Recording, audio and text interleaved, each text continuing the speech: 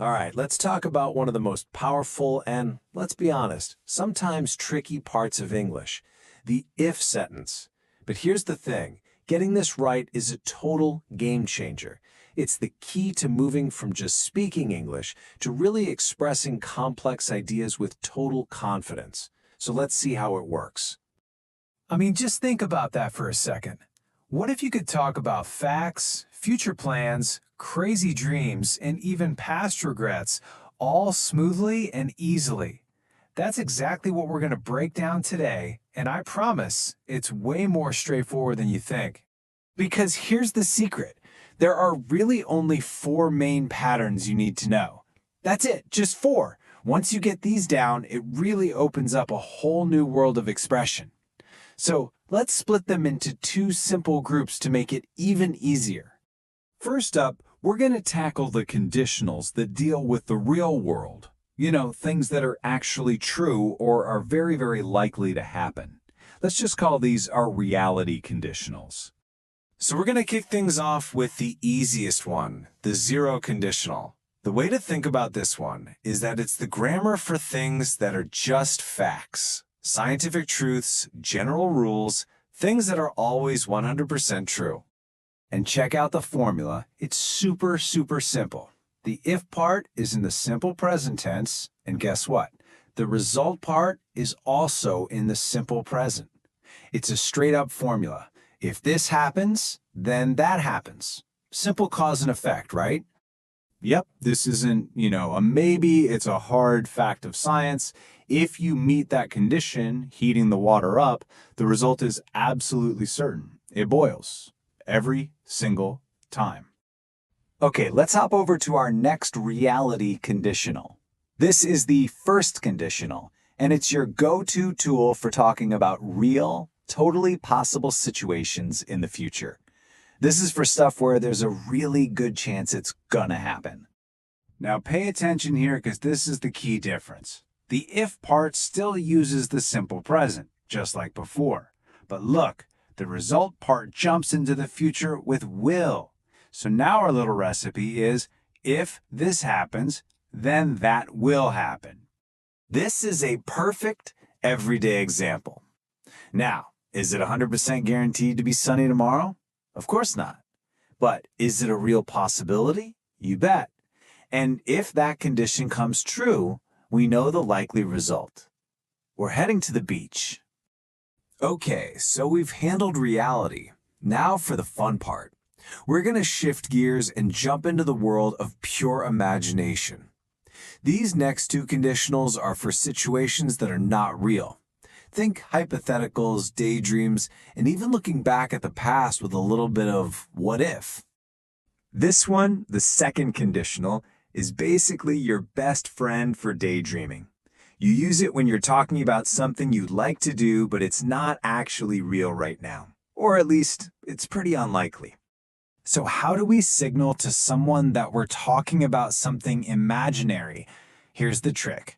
The if part of the sentence actually jumps back into the simple past tense, and the result uses the word would. That little change is like a secret code that tells the listener, hey, just so you know, this isn't real. Come on, we've all said this one, right? I don't actually have a winning ticket, so this situation is all just in my head. Using one, the past tense, and would travel is what creates that perfect hypothetical dream scenario. Okay, quick pro tip that's going to make you sound amazing. For these imaginary to-be sentences, you should always use were, no matter who you're talking about. It sounds a little weird, but trust me, saying if I were you or if she were the boss is one of those little details that shows you really know your English. And that brings us to our final one, the third conditional. You can think of this one as a grammar time machine. It lets us travel back to a moment in the past and imagine a completely different outcome. It's basically the language of regret and all those big what-ifs. Okay, I know this one looks a little intimidating with all its parts, but there's a solid logic to it. To go back to an unreal past, the if part needs the past perfect. That's had plus the past participle. And the imaginary result uses would have plus the past participle. That whole structure basically builds a little time machine that takes us back to a past that, can't be changed. Man, you can just feel the regret in that sentence, can't you? The reality is, I didn't play, and we lost. This conditional lets you express that alternative, impossible past. It perfectly paints that picture.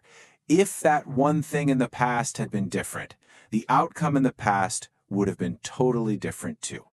Okay, let's really nail this down by putting them right next to each other. On the left, a present dream. If I spoke English well, I would get a good job. This is about an imaginary now. On the right, a past regret. If I had studied hard, I would have passed the exam. That's about an imaginary past. See? It's the exact same idea, imagination, but the verb tense is what tells us when that imagination is happening, now or way back then. All right, you've seen all 4 of the patterns, you've got the formulas, so I think it's time to put your skills to the test. You ready? Okay, think about this. Is this situation real or is it imaginary? It's imaginary, right? Because the reality is you don't know her number. So what do we need? The second conditional, which makes it, if I knew her number, I would call her. Did you get it? Okay, let's try a tougher one. Think about the timeline. This is all about a regret, something that's already over and done with.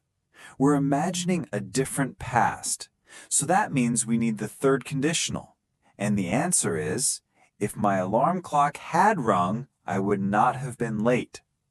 That one's definitely a bit of a workout, but wow, it really shows you how precise you can get with your meaning, right? And just like that, you've got the complete framework for all 4 if sentences. This isn't just some boring grammar rule. It's like unlocking a new superpower for expressing yourself with way more detail and feeling. All right, so let's do a super quick recap to lock all this in. 0 is for facts, what is true. First is for the real future, what might happen. Second is for an imaginary present, what you wish was true now. And third is for an imaginary past, how you wish things had been different. It all boils down to that one big idea, reality versus imagination. That's it. The only real way to make this stuff stick is to actually go out and use it. So I'm curious, which one will you try to use today? Maybe a plan for tomorrow, a daydream you've been having, or maybe even a funny regret from yesterday. Give one a shot. Thanks so much for hanging out with me today.